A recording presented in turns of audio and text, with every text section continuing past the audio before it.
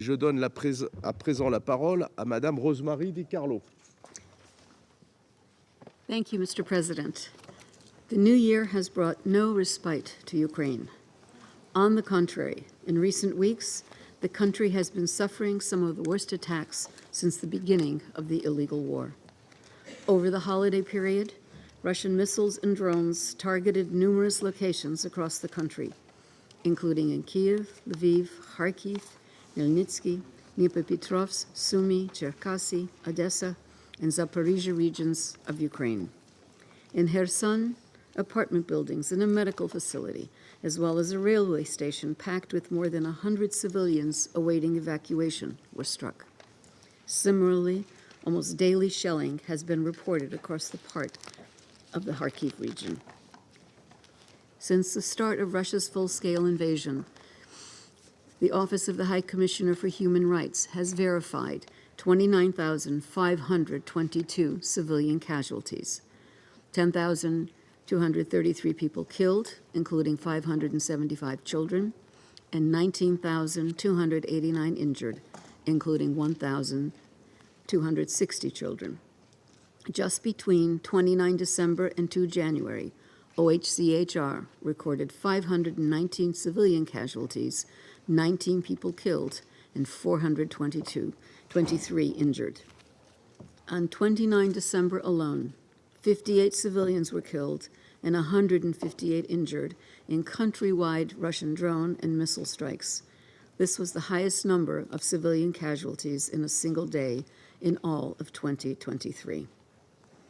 Meanwhile, on 30 December, in the city of Belgorod, in the Russian Federation, at least 25 civilians were reportedly killed, and more than 100 others injured in strikes attributed to Ukraine.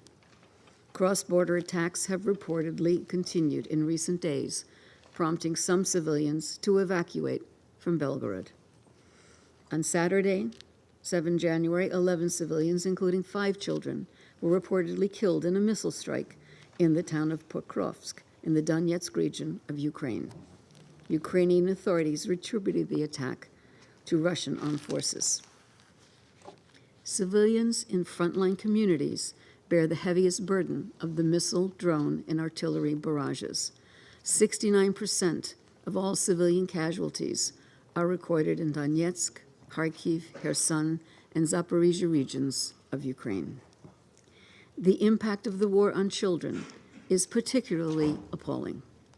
Since the start of the war, nearly 2/3 of Ukrainian children were forced to flee their homes, some of them alone, making them even more vulnerable. An estimated 1.5 million children are at risk of post-traumatic stress and other mental health conditions.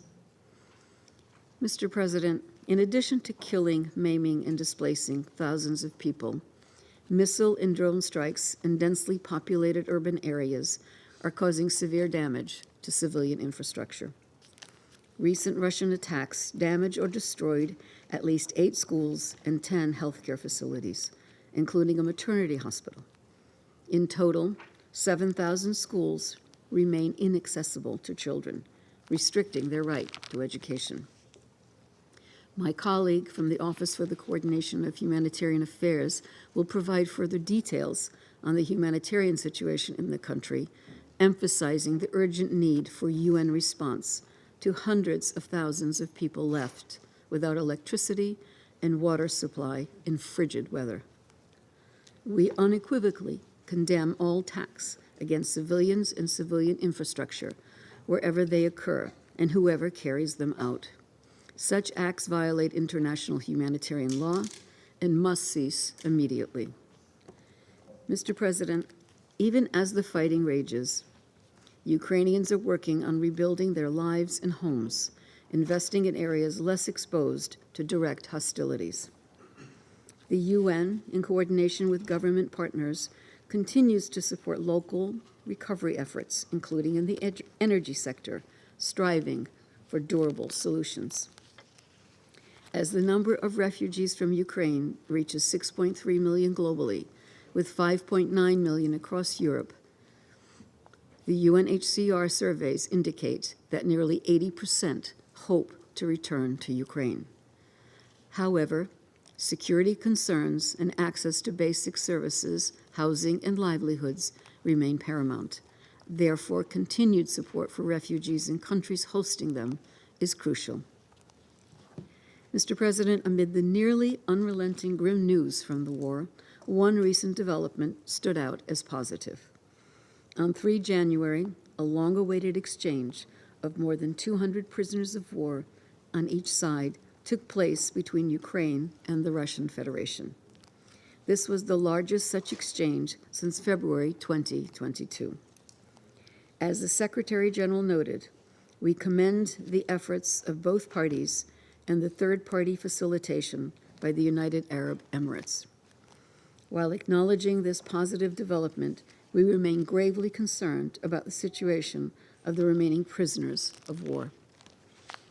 All concerned parties must uphold international law, particularly international humanitarian law, in their treatment of prisoners of war. Accountability for all human rights violations remains paramount, requiring adherence to international standards and a survivor-centered approach. In areas of Ukraine under Russian control, impunity for serious human rights violations, including killings, disappearances, and torture, feeds a climate of fear. Also in occupied territory, Ukrainian nationals, including children, are under pressure to acquire Russian citizenship after a new law classified them as foreigners in their own country. Without a Russian passport, these Ukrainians face limits in accessing health care, social services, and employment. We also remain deeply concerned about the well-being of Ukrainian children taken to the Russian Federation, and we emphasize the urgent need for their immediate return to their families in Ukraine. Mr. President, the situation in and around the Zaporizhzhia nuclear power plant remains gravely worrying. Since August 2022, the plant has suffered 8 instances of complete loss of off-site power. A team from the International Atomic Energy Agency continues to monitor the situation at the plant. However, despite repeated requests to the Russian authorities, IAEA experts have not been granted access to all parts of the site. At the Rivne, Melnytsky, and South Ukraine nuclear power plants and the Chernobyl site, IAEA experts continue to report that nuclear safety and security is being maintained despite wide-ranging missile attacks nearby. Attacks between 29 December and 2 January of this year forced experts at the Melnytsky plant to take shelter 3 times. The denial of full access to IAEA experts and the danger caused by repeated attacks around nuclear sites are worrying and should concern us all. Mr. President, since the start of the full-scale invasion, this Council has met more than 100 times in various formats to discuss the harrowing consequences of the war. We have heard numerous testimonies about the horrors endured by Ukrainian civilians. We have consistently voiced clear warnings about the risks of further escalation and spillover outside Ukraine's borders and beyond. And yet, here we are, on the brink of the 3rd year of the gravest armed conflict in Europe since the Second World War, with no end in sight. The toll of this senseless war in death, destruction, and destabilization is already catastrophic. It is terrifying to contemplate where it could lead us. It must stop.